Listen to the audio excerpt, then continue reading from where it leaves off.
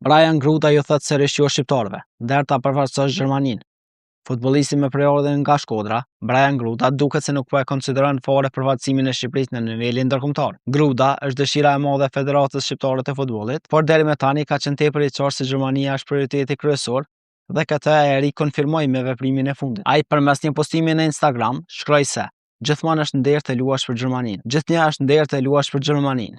Disa hapa mbrapa, por i lumtur me rezultatet. Rikthehemi së shpejti, shkroi ai. Gruda ishte pjesë e Gjermanisë U21 në ndeshjet e këtij muaji, aty ku e ka vendin e titullarit, si dhe është në planet e ekipit A, mirëpo gjosat që të ftohet për kampionatin botëror 2026 janë tepër të ulta. Që disa vite, Gruda është kontaktuar nga Federata Shqiptare e Futbollit, ndërsa përziesi Sylvenio dhe i ka premtuar një vend në formacionin bazë.